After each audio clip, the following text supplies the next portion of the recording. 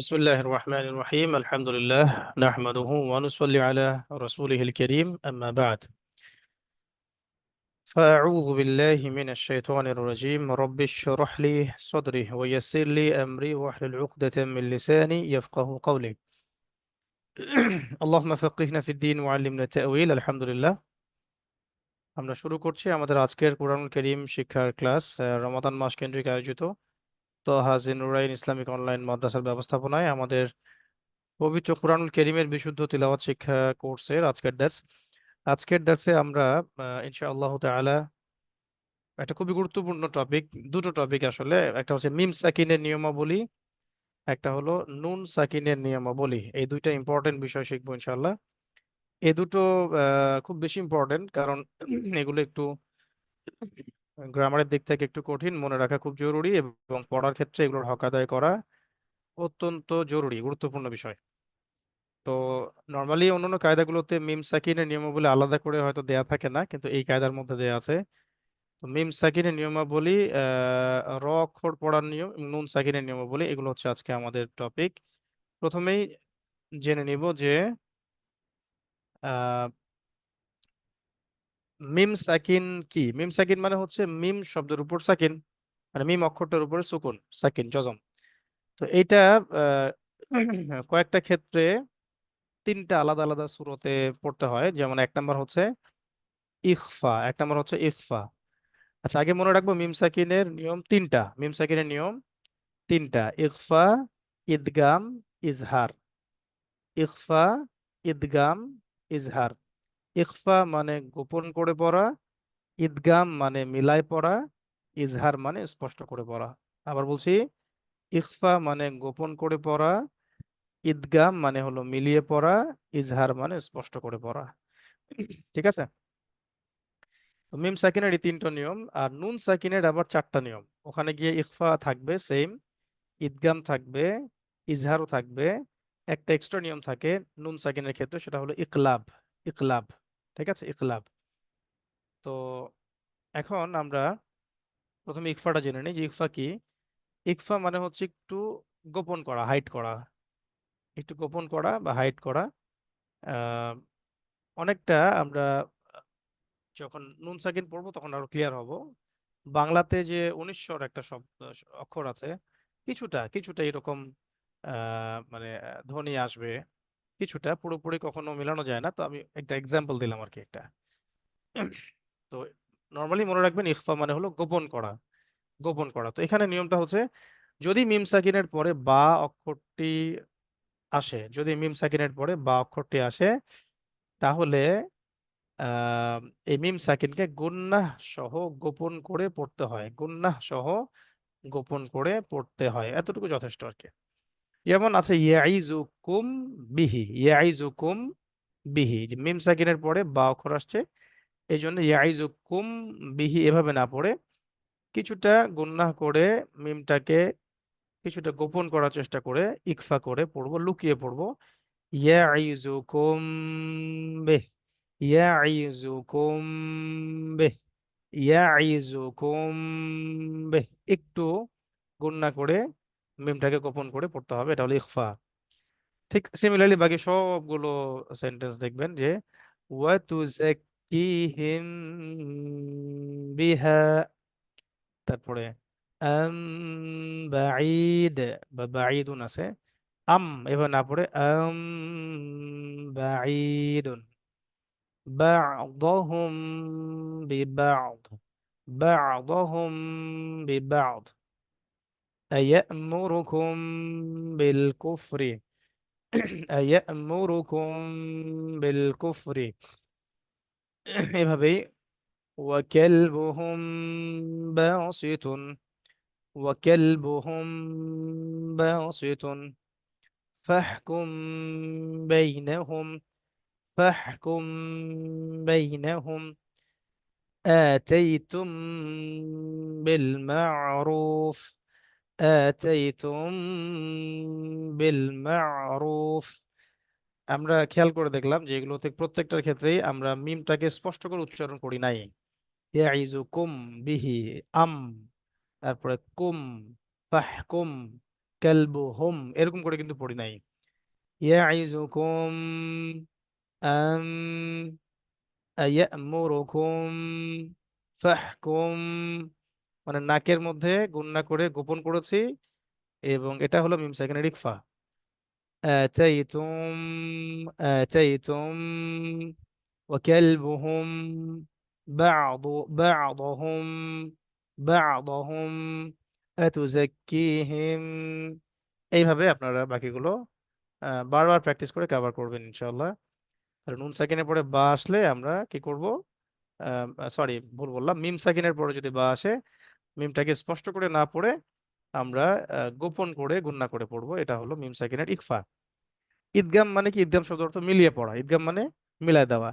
মিম সাকিনের পরে যদি মিম চলে আসে, দুইটা মিম পাশাপাশি, সেক্ষেত্রে আমরা দুইটা মিমকে মিলাই দিব এবং মাঝখানে গুণনা করব, এবং একটু লং টাইম, কিছুটা লং টাইম করব। এই ইকফার চাইতে তুলনামূলক এটাতে একটু বেশি সময় দিতে হবে। যেমন লাহুম মা না না বলে লাহুম মা, কিছুক্ষণ সময় বেশি দেব।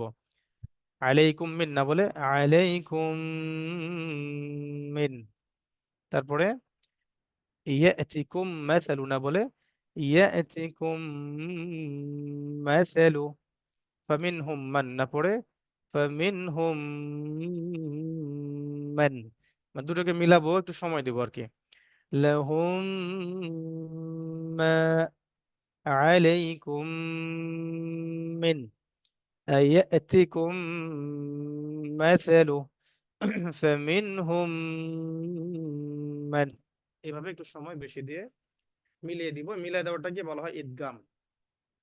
আর যদি দেখেন যে মিম সাকিনের পরে বাও আসে নাই বা মিমও আসে নাই, এবং মানে এখানে ইখফারও কোনো নিয়ম নাই, ঈদগামেরও কোনো নিয়ম নাই, সেক্ষেত্রে আমরা মিমটাকে স্পষ্ট করে পড়বো। বাকি এই নিয়মটাকে বলি আমরা ইজহার বা স্পষ্ট করে বলা, পড়া। ওখানে বেসিক্যালি মিম বা বাদ দিয়ে, আর আলিফ তো বাদ, এই তিনটা বাদ দিয়ে বাকি যে 26টা অক্ষর আছে আমাদের আরবিতে সব ক্ষেত্রে ইজহারই হবে।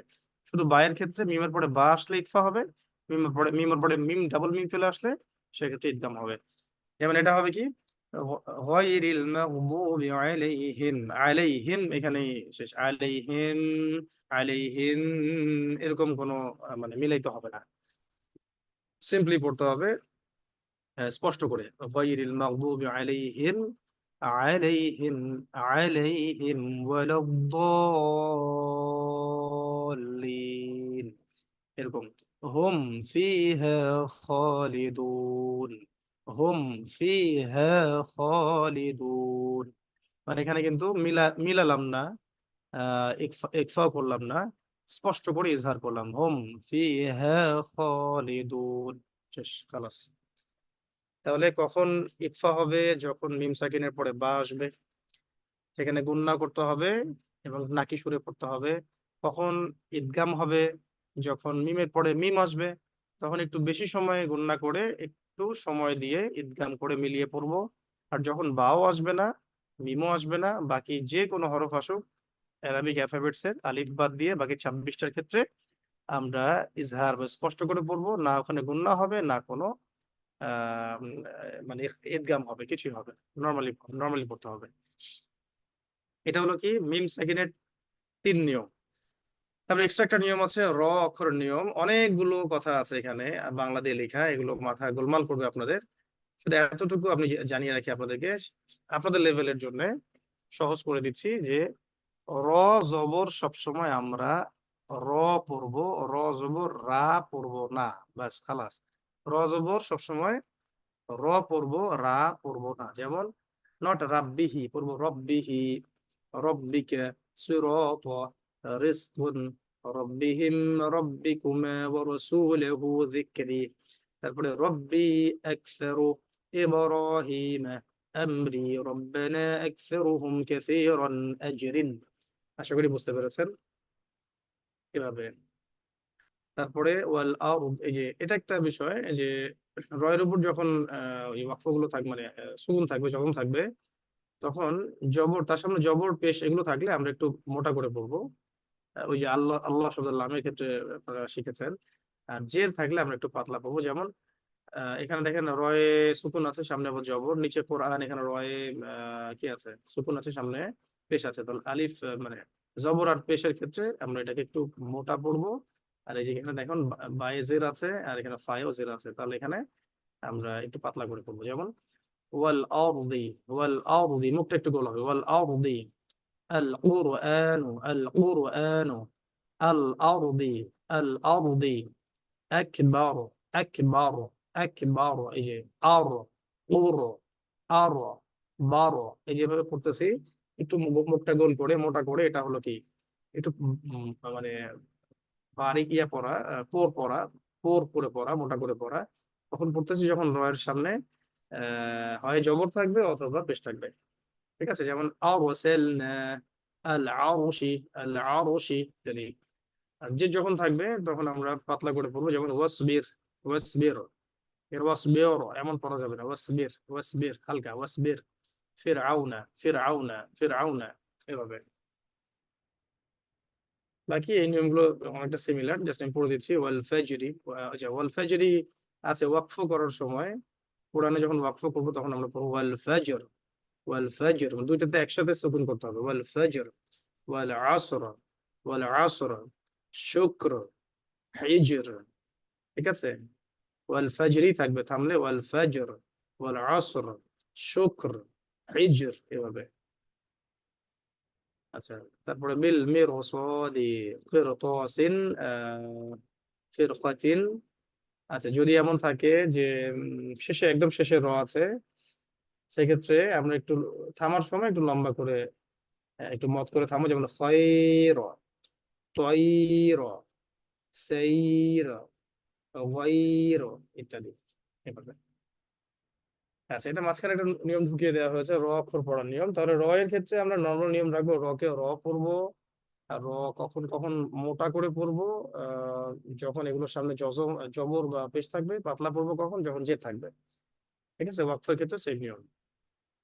এখন আসেন সবচেয়ে ইম্পর্টেন্ট নিয়ম, যেটা আমাদের এই কোর্সের অন্যতম একটা ইম্পর্টেন্ট নিয়ম, যে নুন সাকিন তানভিনের চারটা স্পেশাল নিয়ম। এটা যার ভালো আয়ত্ত হয়ে গেছে তার মোটামুটি ধরেন যে এই কোর্সের শেষের কঠিন অংশের মৌলিক জিনিসটা কভার হয়ে গেছে।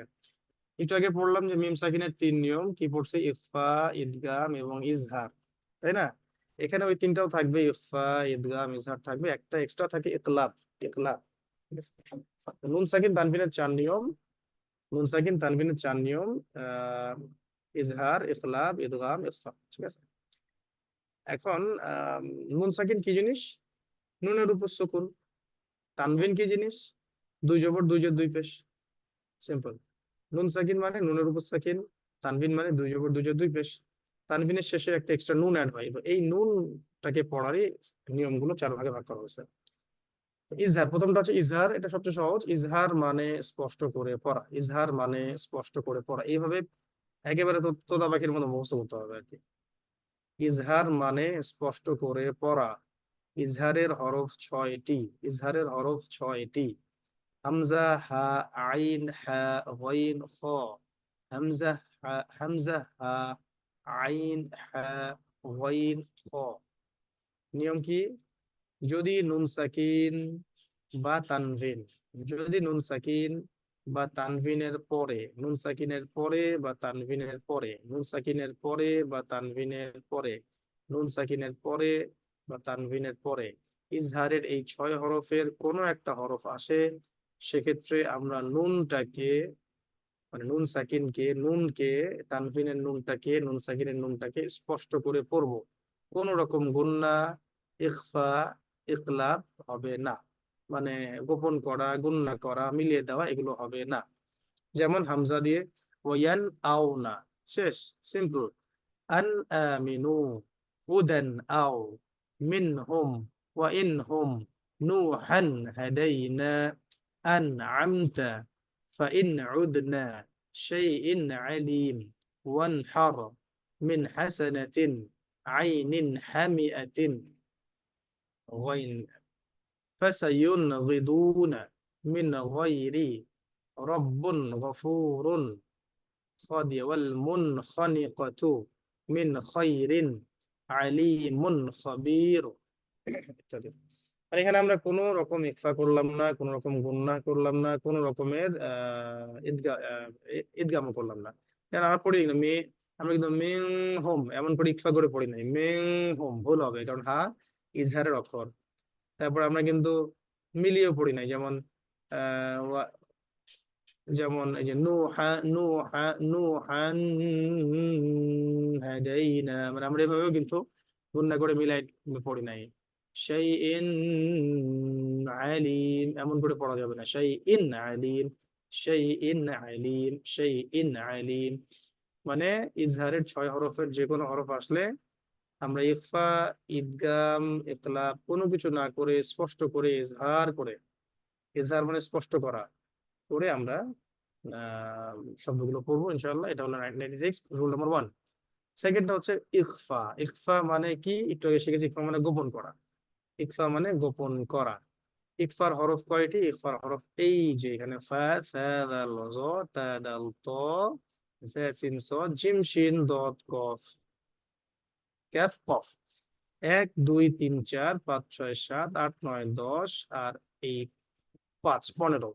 এই 15টা হরফ হলো ইকফার হরফ। এই 15টা হরফ হলো ইকফার হরফ। ইকফা মানে গোপন করা। ইকফার হরফ 15টা: ফা, সা, দাল, জ, তা, দাল, ত, জা, সিন, সদ, জিম, শিন, দদ, কাফ, কফ।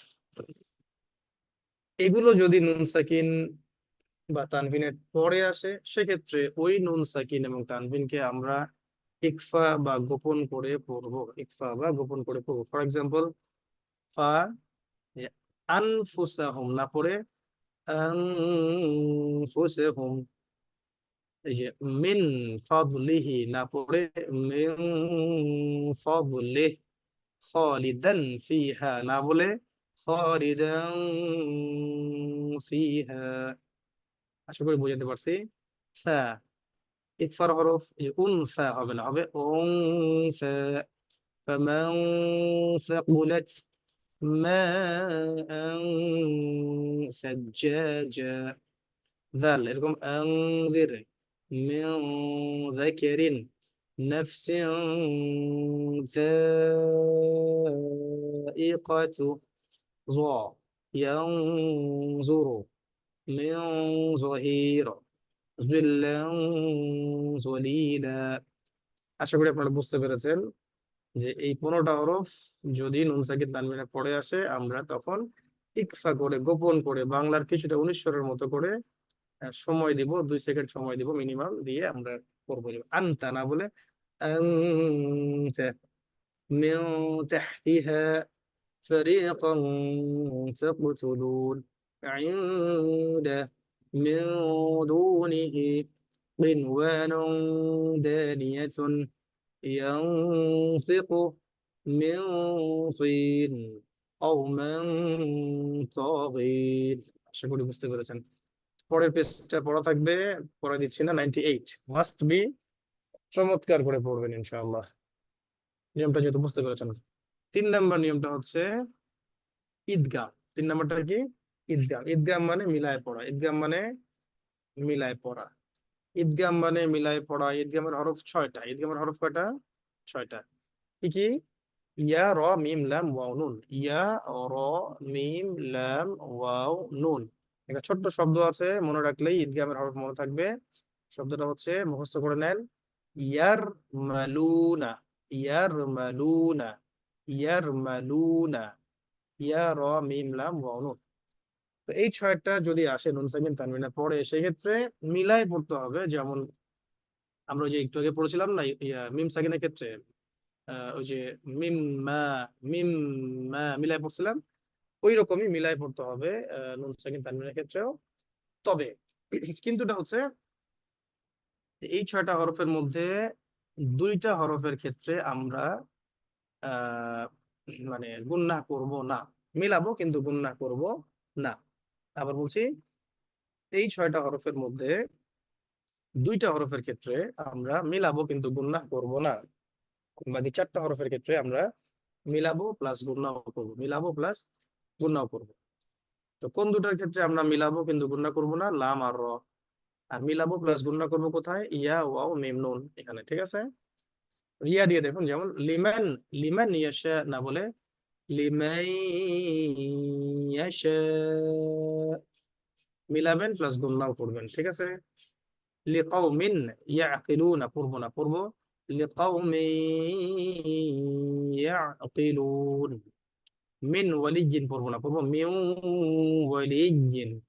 সিনাতুন ওয়ালা নাওম পড়বো না, পড়বো সিনাতুন ওয়ালা নাওম।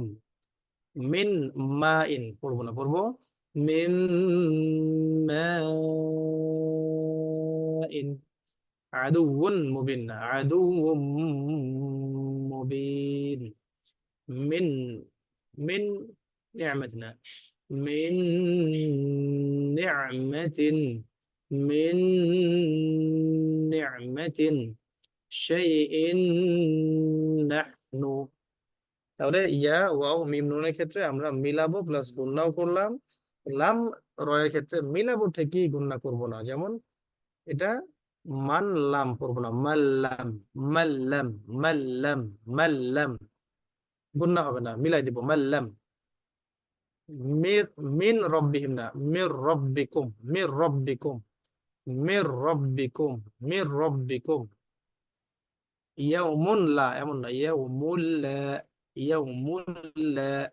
গফুরুর, গফুরুন রহিম না, গফুরুর রহিম, গফুরুর রহিম, গফুরুর রহিম। আশা করি বুঝতে পারছেন, হ্যাঁ। আরেকটা নিয়ম থাকে ইকলাব। ইকলাব মানে কি? এটা কিন্তু এখানে ছিল না, এটা এই তিনটা আগের মতো ছিল, কিন্তু এটা এক্সট্রা নতুন। মনে রাখবেন, ইকলাব মানে হচ্ছে বদল করা। ইকলাব মানে বদল করা, ইকলাব মানে বদল করা বা চেঞ্জ করা। আচ্ছা, যদি নুন সাকিন বা তানভিনের পরে এই যে ছোট্ট একটা মিম চিহ্ন দেখা যায় উপরে, এই মিম, মিম আসে নুন সাকিন তানভিনের পরে ছোট্ট একটা মিম চিহ্ন দেখা যায়, তখন আমরা ওই যে আহ, মানে আসলে নিয়মটা এভাবে শেখা ভালো যে চিহ্ন যদিও দেয়া থাকে এখন বইয়ে, নুন সাকিন তানভীরের পরে বা হরফটা আসে, কোন হরফটা? নুন সাকিন, নুন সাকিনের ক্ষেত্রে, নুন সাকিনের ক্ষেত্রে যে নুন সাকিন তানভীরের ক্ষেত্রে বা, বা হরফ আছে, লাল করে দেয়া আছে, বা হরফ আছে। যদি নুন সাকিন তানভীরের পরে বা হরফটা থাকে, সেক্ষেত্রে ওই নুনটাকেই মিম দিয়ে চেঞ্জ করতে হয়, ওই নুনটাকেই মিম দিয়ে চেঞ্জ করে বদল করতে হয়, ওই নুনটাকেই মিম দিয়ে চেঞ্জ করে বদল করতে হয়।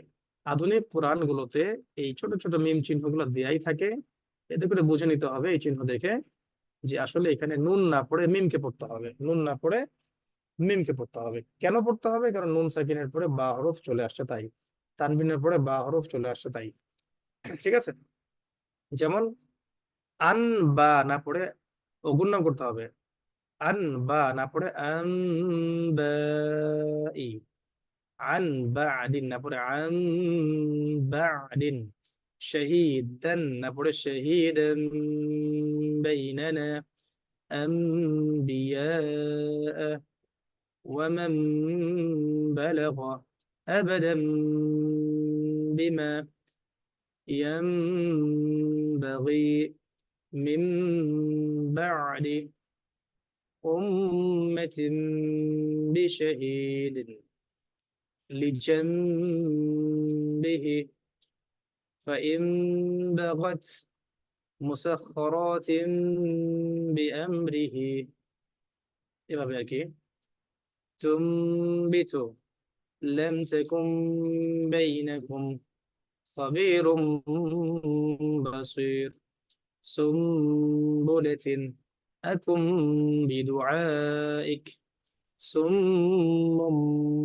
বুকমুন। এখানে গুন্না আবার এই যে ইকলাব সব একসাথে আর কি। সুম, সুম, সুমুম বুকমুন, সুমুন, সুমুন হয় শব্দটা, কিন্তু মুন না পড়ে মুম পড়বো, কারণ পাশে আবার বা আছে। সুমুম বুকমুন, সুমুম বুকমুন। আশা করি বুঝতে পেরেছেন। এইটুকু থাকলো, না হলে আবার গোলমাল লাগবে। 100 পৃষ্ঠা পর্যন্ত পড়া দিলাম। মিম সাকিনের 3 নিয়ম, র অক্ষরের নিয়ম, এবং নুন সাকিনের এবং তানভিনের 4 নিয়ম। এই যে 4, 3, 7 আর রয়ের নিয়মটা 8, এই 8টা নিয়ম খুবই ইম্পর্টেন্ট। একদম ঝরঝরা করে প্রত্যেকটা নিয়ম মুখস্থ মুখস্থ করে মিনিমাম 10 বার করে মস্ক করে তারপর কালকে ক্লাসে আসবেন ইনশাআল্লাহ। ইনশাআল্লাহ তাআলা আশা করি এরপরে আরেকটা ক্লাসের মধ্য দিয়ে আমরা কোরআনের আহ হাতে নিব ইনশাআল্লাহ আযজা ওয়া জাল। এবং এখানে কোরআনের অনেকগুলো সূরা এই বইয়ের মধ্যে দেয়া আছে, এই সূরাগুলো আমরা আবার ইনশাআল্লাহ পড়িয়ে দিব। এক্সাম হবে, তবে ঈদের পরে আপনাদের এক্সট্রা ক্লাসেস গুলাও কিছু কিছু করে অনুষ্ঠিত হবে ইনশাআল্লাহ, ফাঁকে ফাঁকে একটু গ্যাপ দিয়ে দিয়ে। এবং ফাইনালি আপনাদের একটা ভাইভা এক্সাম নেওয়া হবে ইনশাআল্লাহ আযজা ওয়া জাল। এগুলোর মধ্য দিয়ে আমরা ফার্স্ট সেকেন্ড থার্ড নির্ধারণ করব, টপ 10 সিলেক্ট করব, এবং আমাদের সর্বোচ্চ সেরা স্টুডেন্ট যিনি, তার জন্য যে পুরস্কার আছে সেটা ইনশাআল্লাহ আমরা তাকে প্রদান করার সর্বোচ্চ চেষ্টা করবো ইনশাআল্লাহ। তো আমাদের হাদিস সম্ভবত পড়া হয়েছিল 25 পর্যন্ত।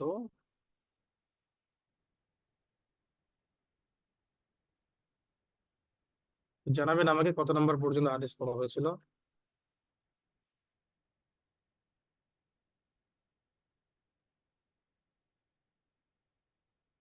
15 নাকি 20? 15, আচ্ছা ঠিক আছে। তাহলে আজকে আমরা আরো 5টা হাদিস পড়বো ইনশাআল্লাহ, 16 থেকে 20।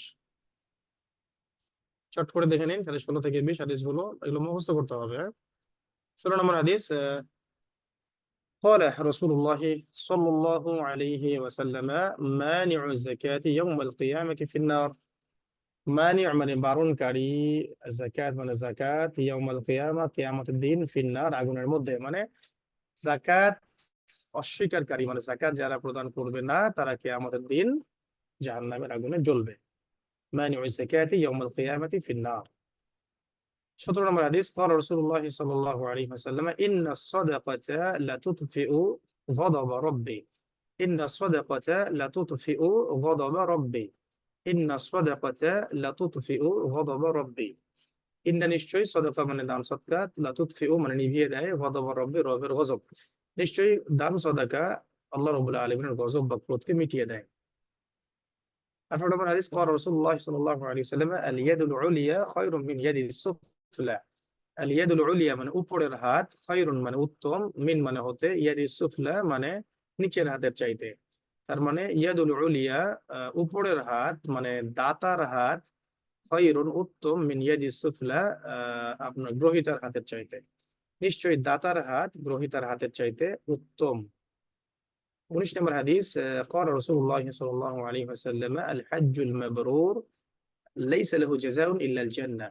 الحج মানে হজ, মাবরুর মানে একদম কবুলকৃত বা মকবুল, যেটা মানে কবুল করা হয়েছে। লাইসা লাহু জাযাউন, তার কোনো যাজাই হয় না, ইল্লাল জান্নাত, জান্নাত ব্যতীত। মানে মকবুল হজের প্রতিদান জান্নাত ব্যতীত আর কিছুই নয়। আল্লাহ পাক আমাদেরকে মকবুল মাবরুর হজ সম্পাদনের, দ্রুত যৌবনকালেই সম্পাদনের তৌফিক দান করেন, এবং আল্লাহ পাক যেন আমাদের সামর্থ্য বাড়ায় দেন, বারবার করার তৌফিক দান করেন, আল্লাহুম্মা আমিন। 20 নম্বর। قال رسول الله صلى الله عليه وسلم, রাসূল সাল্লাল্লাহু আলাইহি ওয়াসাল্লাম বলেছেন: মান আরাদা আল হাজ্জ ফালইয়াতাআজ্জাল। মান মানে যে, আরাদা ইচ্ছা পোষণ করে, আল হাজ্জ মানে হজ করার, ফালইয়াতাআজ্জাল সে যেন দ্রুততা সম্পন্ন করে। মান আরাদা আল হাজ্জ ফালইয়াতাআজ্জাল, যে ব্যক্তি হজ করার ইচ্ছা পোষণ করেছে সে যেন দ্রুত এটাকে সম্পন্ন করে। তো আল্লাহ রাব্বুল আলামিন আমাদের সবাইকে হাদিসগুলোর উপর আমল করার তৌফিক দান করেন। 20টা হাদিস পড়া থাকছে, 100 পৃষ্ঠা পর্যন্ত পড়া থাকছে, এবং প্রত্যেকটা লেসন মিনিমাম 10 বার করে পড়ে আগামী ক্লাসে আসুন ইনশাআল্লাহ তাআলা। যারা দিনী ভাই আছেন সবাই দ্রুত লিফ করেন, সুবহানাকা আল্লাহুম্মা ওয়া বিহামদিকা আশহাদু আল লা ইলাহা ইল্লা আনতা আস্তাগফিরুকা ওয়া আতুবু ইলাইক। আসসালামু আলাইকুম ওয়া রাহমাতুল্লাহি ওয়া বারাকাতুহু।